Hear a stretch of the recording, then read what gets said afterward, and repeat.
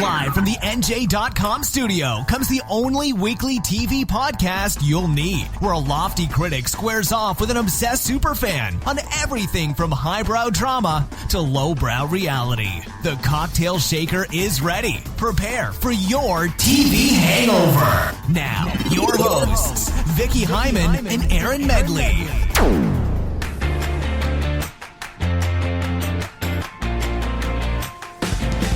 Hello and welcome to TV Hangover. I am Erin Medley alongside Vicki Hyman. Vicki, how are you? I'm good. Good. We have a good show today. A couple topics that I've been very excited to discuss, including Veep and the return of Unreal. We'll also talk a little bit about Game of Thrones. And then there's a quiz. Oh boy. You know how we love quizzes. Don't forget to follow us on social media. We're on Twitter at TV Hangover Show, at E_meds, and at Vicki High, VICKIHY. And we have an email address, tvhangovershow at NJ.com. Vicki?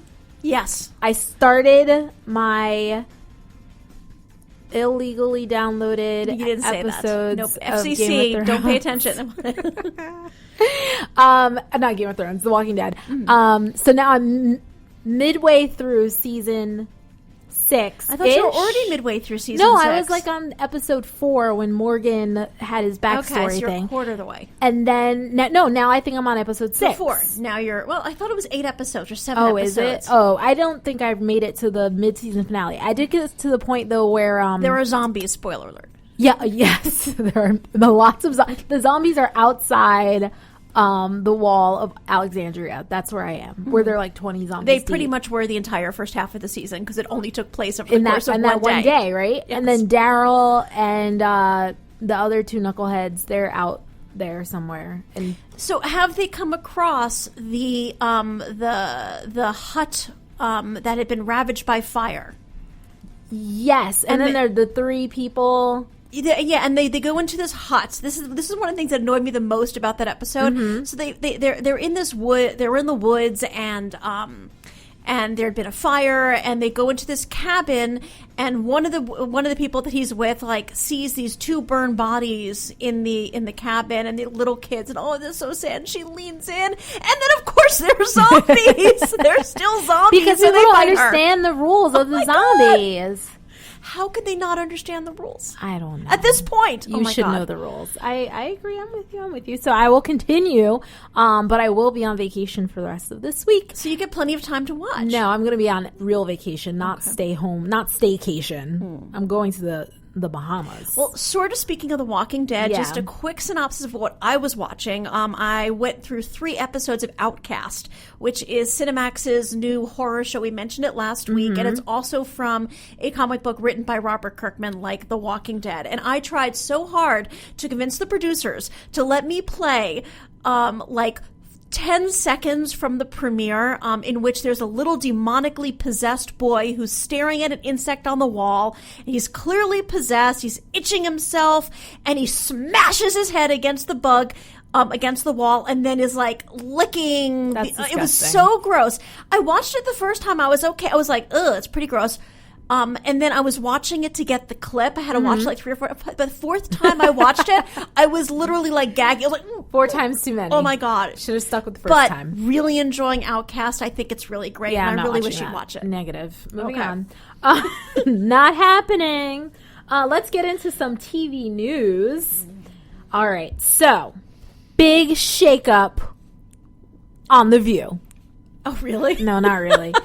So The View is in talks with Good Morning America Weekend Edition host Sarah Hines about becoming a permanent co-host, according to Variety. I don't even know who's on the show anymore. I know, because they had that stupid rotating panel thing, and they announced last week, or it's rumored, but I think it's pretty much confirmed, that comedian Michelle Collins is out.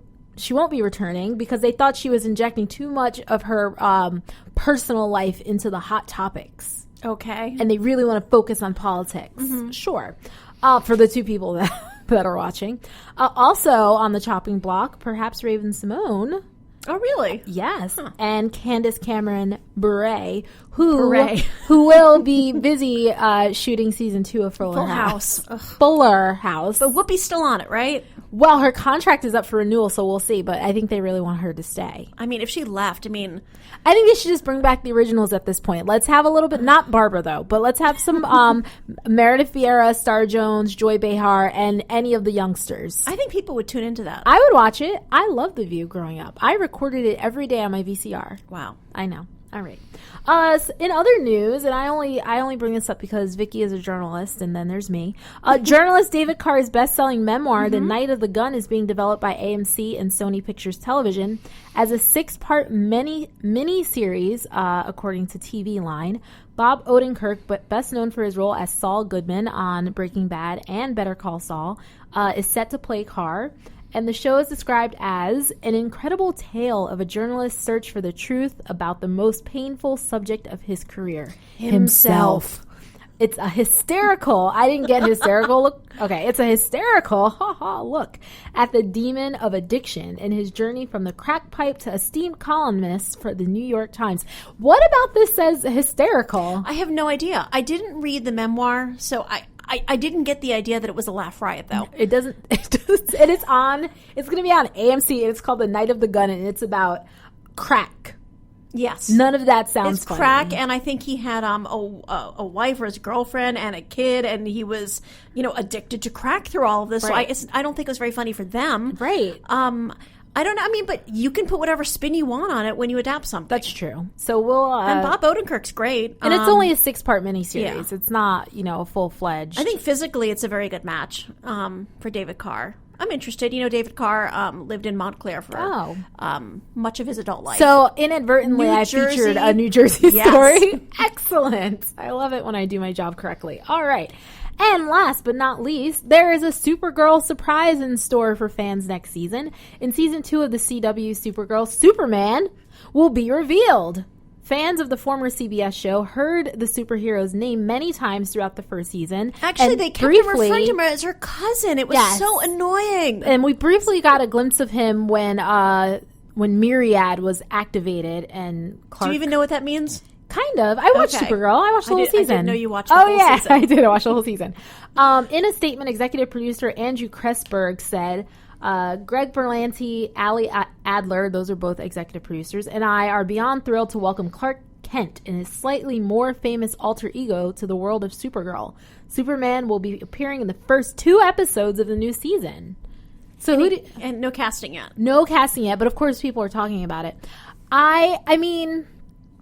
It can't be anyone who's already played Superman. No, Well, it can't be Dean Cain, because Dean Cain's already on the show. Yes, and who is the guy who played him in Smallville? Tom Welling? Welling, I think. Welling, yeah. I don't know what he's up to, but interestingly enough, Brandon Routh, who played Routh, sorry.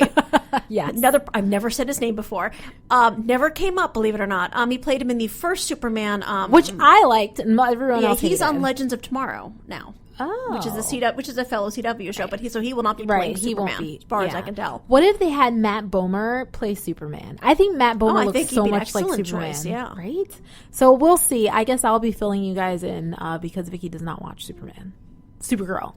It's one of my husband watches the show. It's like he watches the same shows I watch. This must be speculating about my husband, but yes, he watches that spirits. show. It's a good show. It has action I like and adventure, and I've liked it. I've probably Flockhart. watched about 10 or 12 episodes of it, like probably half the season, and I've always enjoyed it. But again, very busy TV watching schedule. I will say that even though I watched the entire season, the Myriad thing, it really escaped my conceptual grasp for a really long time. I had no idea what was going on. I don't know what Myriad is. Okay, I admit good. All right, good. It's like a mind control thing. That's all I got. All right, so let's talk about Veep. We are at the end of the season. How many more episodes are left? I think next week is the last episode. Really? I really think that's what they said. I could have made that up. Don't hold me to my word. But I think we're closing in on the end of the season. Well, there was certainly a climax on Sunday's episode. Oh, Vicki with the sex puns. So we finally saw Selena and what's Hugh Laurie character's name? Oh my God, Tom. Tom, yes.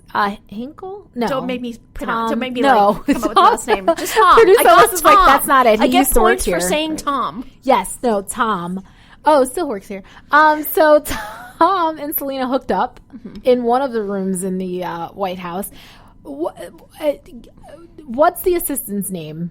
Played Gary. by Tony. Gary walks in on them, which Yes. is like, you can't lock the door. Well, the funny thing is that Gary sort of walked in on the aftermath of her having sex with the John Slattery character. Yes. But it wasn't actually in the act, and here it was totally in the act. They were in the middle of it, of doing the thing. But Tom and Selena have had a contentious relationship this season because Selena's still fighting for the White House. Yes. She's the president, but she didn't win the election outright. And so they did the recount, and now there's something confusing. And Congress, I think, is basically going to vote on who's going to become the next president. And then, if she doesn't get the majority of the votes and the other guy doesn't get the majority of the votes, then somehow Tom becomes the president, which I don't understand. Politics is not my thing. It's like math. I only engage when necessary. Well, one thing I thought was interesting was at the end of last season when they brought Hugh Laurie on, and she kind of was like, "Oh yes, we've had a flirtation. Maybe that's not the best idea." But then it felt like it was really dropped for like the entire season, right? Which kind of I liked better that it all came to a head very, very quickly. Vicki with the sex puns one more time. Sorry. It was a little like straight out of romantic comedy playbook where you're yelling and screaming at each other. Although I think it was probably like you wanted to F me though. It was a little more direct. Yes. It was back and forth. You wanted to F me, but I loved it. I was very happy to see it. It was good. I think this has been a strong season. Oh, we can't leave out that Selena's daughter is now a lesbian. Yes, that whole storyline is really funny the way that they're handling it. And what's the press secretary's name? With the orange hair, yes, and the mustache, Mike. Yes, Mike. I loved in this episode. Mike thought he was getting a job at the NHL. And so he kept on putting all the hockey puns into his... Yes. And then he was drinking heavily at the state dinner or whatever it was. And then some other guy walked up to him and was like, yeah, I just got a job at the NHL. And I'm like, isn't that how it happens, though?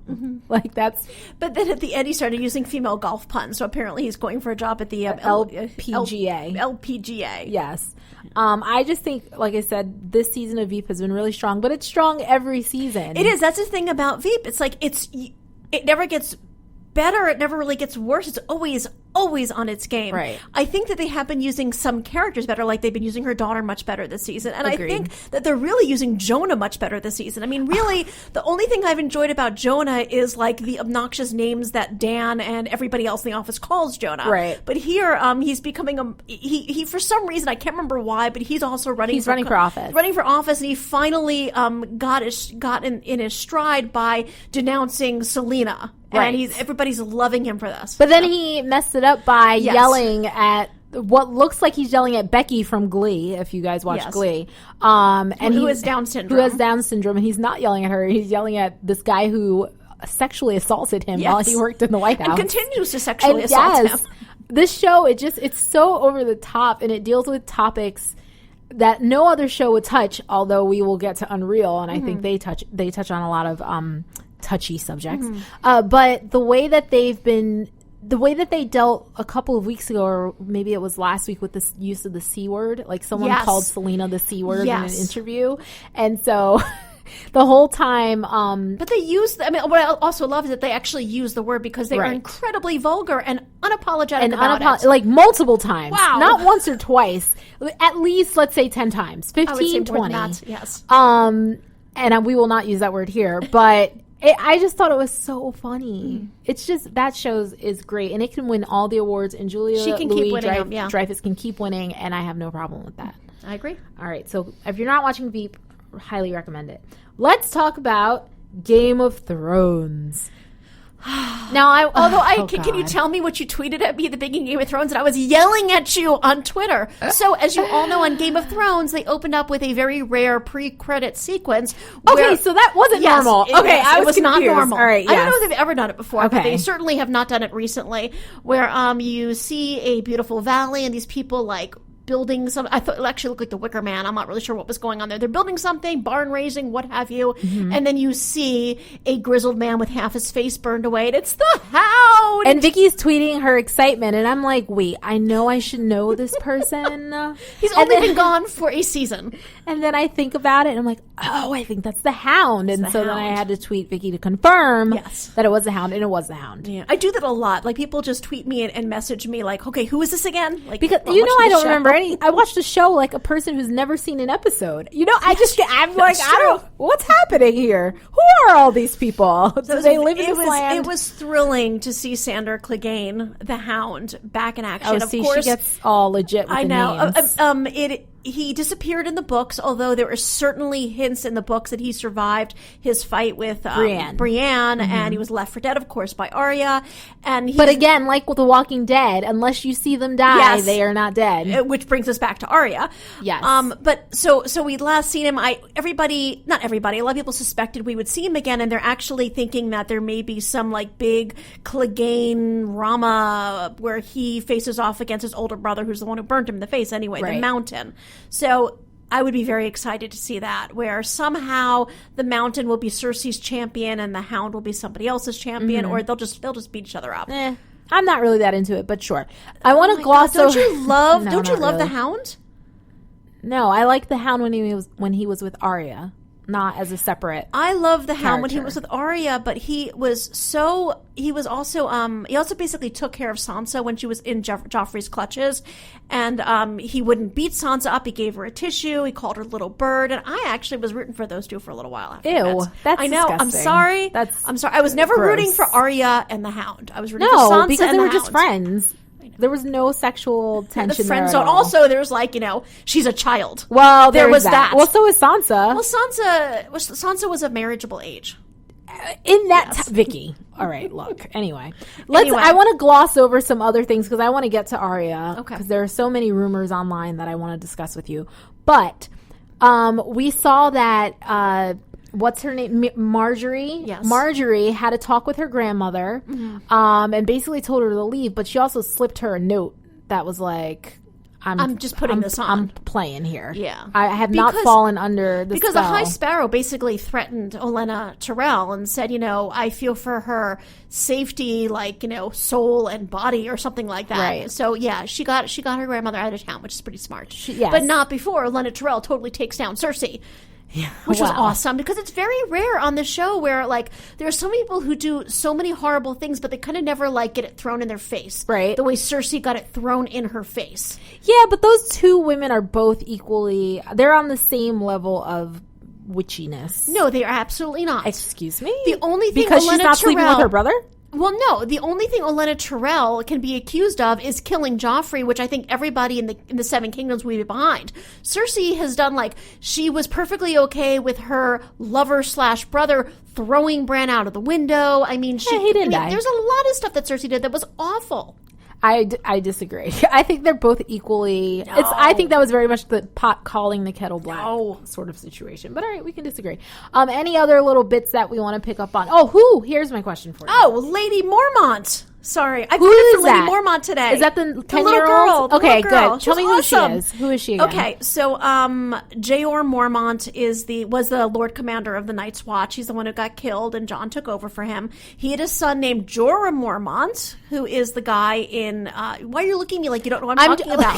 Jorah, the one with Daenerys, advisor. The one who has the grayscale. Yes, the one who has grayscale. Yes. I actually don't know how Lyanna Mormont... I think Lyanna Mormont is either Jeor Mormont's granddaughter or grandniece somehow. Anyway, her parents are in charge of Bear Island. Her parents went off to fight for Robb and both got killed. So now she is Lady of Bear Island, and she's the one who has to decide whether or not to commit. And she was not having it. Loved it. I think the thing I loved the most was when Sansa tried to pander to her, and you will be a great beauty one day. And she's like, no. She's I look like my mom. Negative.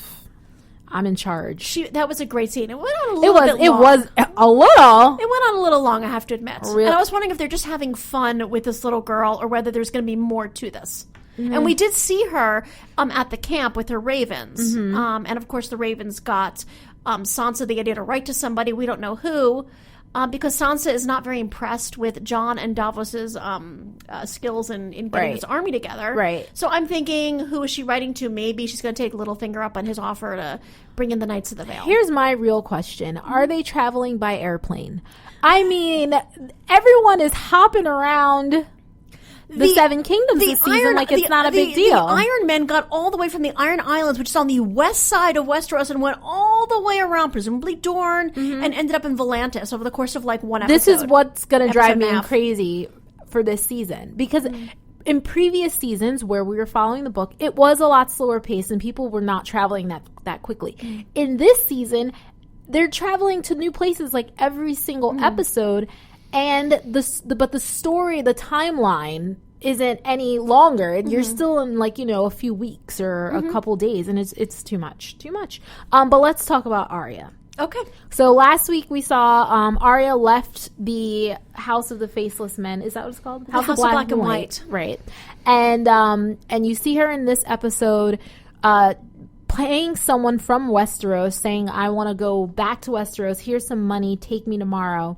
And then, as she's walking away, this older woman approaches. Actually, no, she's just sitting there on a bridge. Well, she was walking, at the though, wasn't she? Yeah, but she stopped, was on the bridge, gazing at the Titan of Bravos. Right. And this nice old lady comes along. She should know better.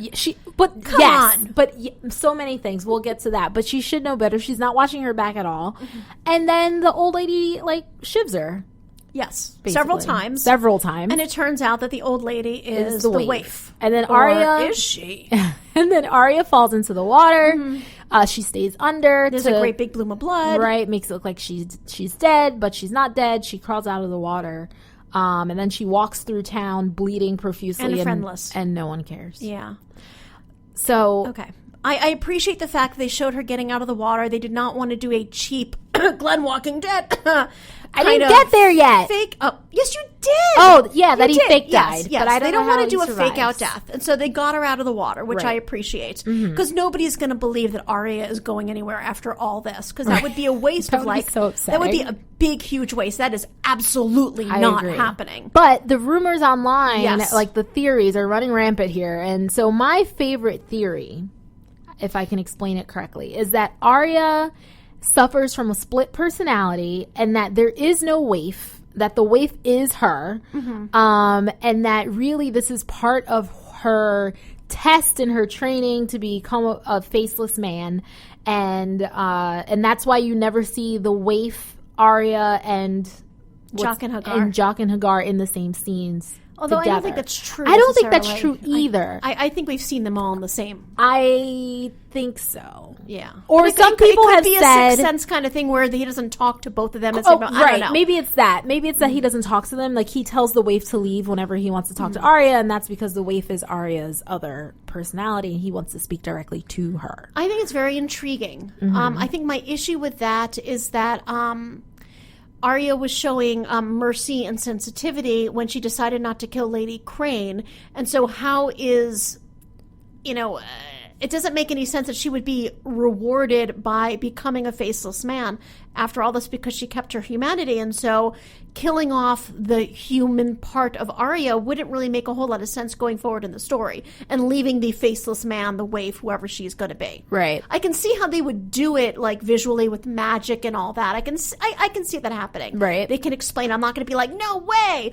But, thematically, I don't really think it works. Well, next week's episode is titled No One. Yes. So that could indicate that we're going to find out more about Arya. And we do see in the scenes from next week that, I think the waif is chasing her around. Right. I mean, but those are pretty serious knife wounds.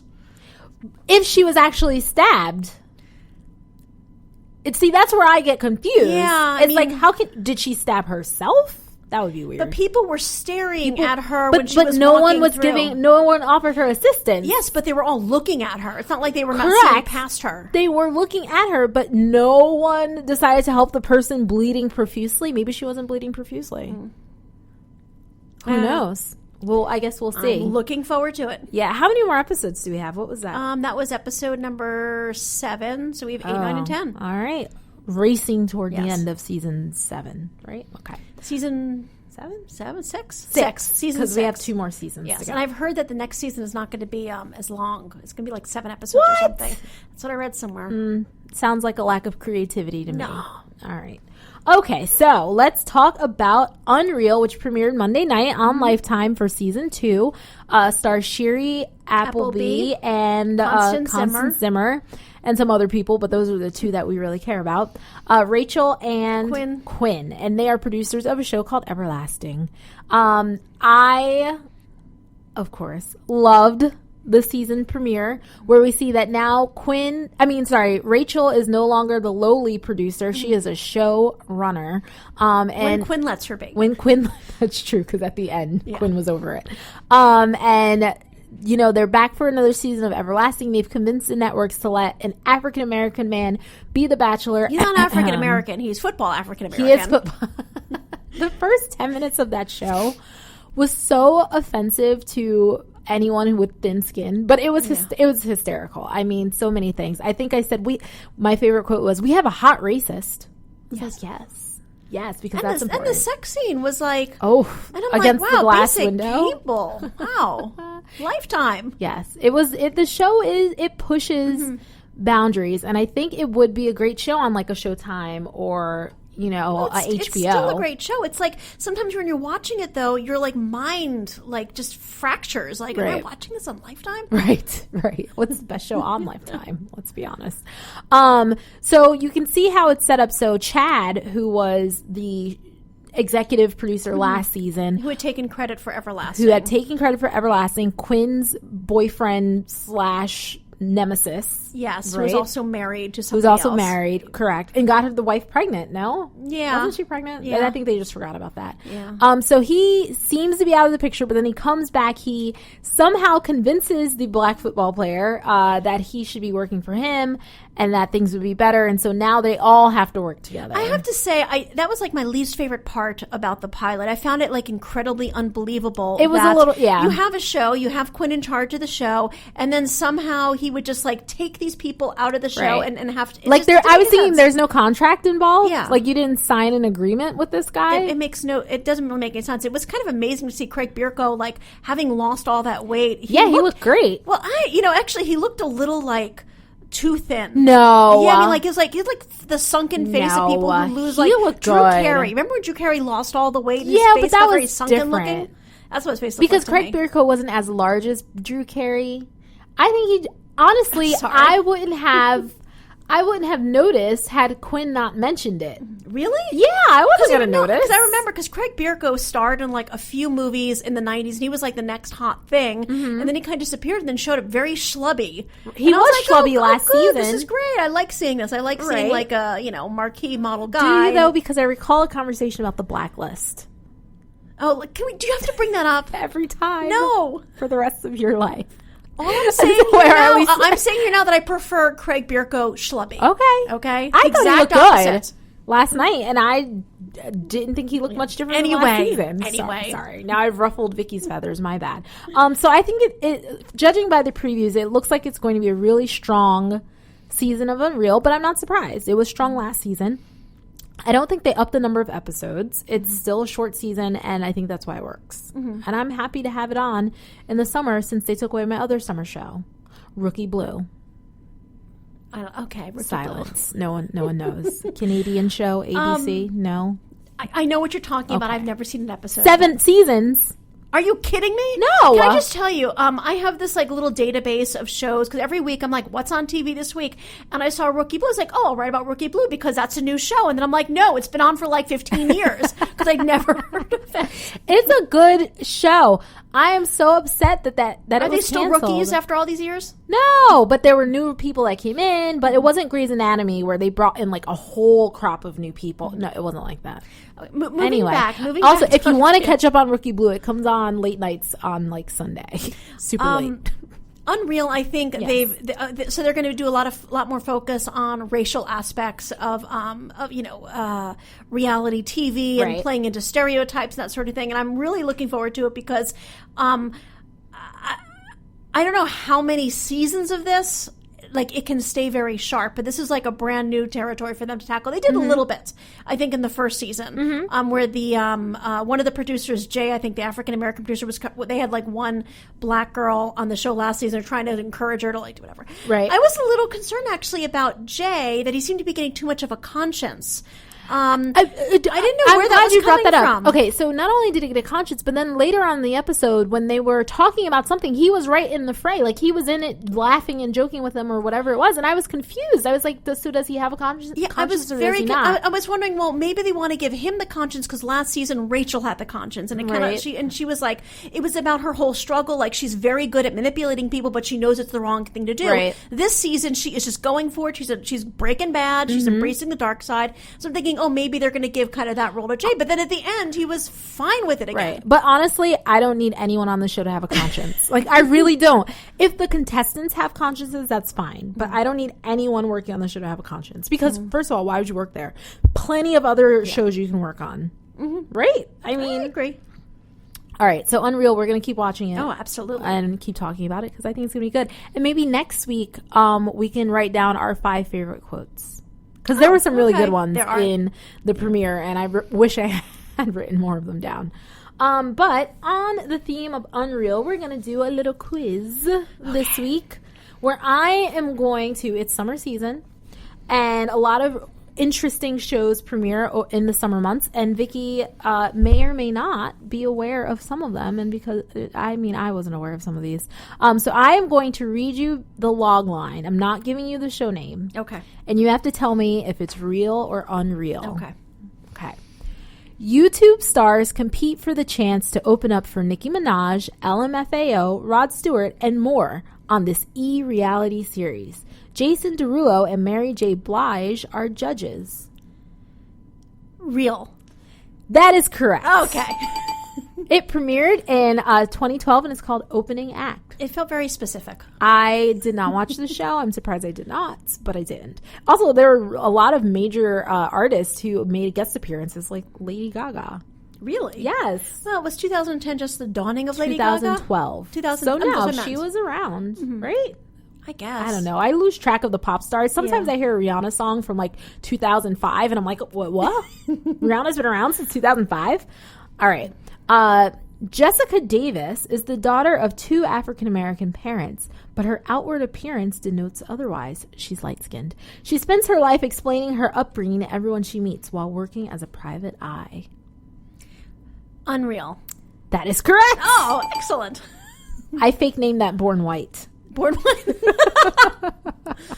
Born White. What is it? Born Free. Born White. Yes, got it. All right. Next. A politician hires a male nanny to take care of her niece and nephew. Real. Sorry. Ding, ding, ding. That is correct. Sounded very familiar to me. What is it? Melissa and Joey. Okay. Yep. Starring Melissa Joan Hart and Joey Lawrence. Yes. Premiered in August of 2010. Really? Yes. Wow. I think that's been canceled, though. If it was, it lasted for a few seasons. At least 5. Yeah. All right. Vicki's 3 for 3 here, so I didn't do a good job with these. All right. Next. From the creator of White Collar comes this drama about undercover government agents who live under the same roof in a Southern California beach house. Unreal? Wrong. Really? Real. It's called Graceland. It airs on USA. I've premiered heard in of 2013. I think it's still heard on. of it. Yes. Wow. And they're all hot, of course, because Of the course. only undercover agents in the FBI, DEA, and CIA are hot. Well, we've learned that from Quantico. Of course. Yes. And they're the only agents who can solve any absolutely crime. Right. Okay. Star-crossed teenage lovers from opposite sides of the track forge a summer romance before ending up at the same school in the fall. Of course, none of their friends support the relationship. Is this but Grease? They persist. Real or unreal? This is Grease, right? Real or unreal? Real. That is correct, but it is not Grease. It is Malibu Shores! Of course it is. The show that I can't stop talking about, which premiered in 1996 on NBC and starred Kerry Russell and Tony Luca.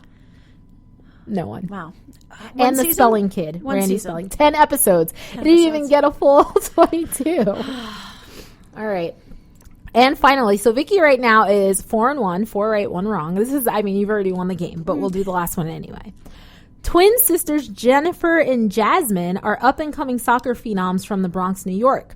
But when they witness a murder in their old neighborhood, their futures as soccer stars and their lives are both in danger. Unreal? Correct! Oh, boy.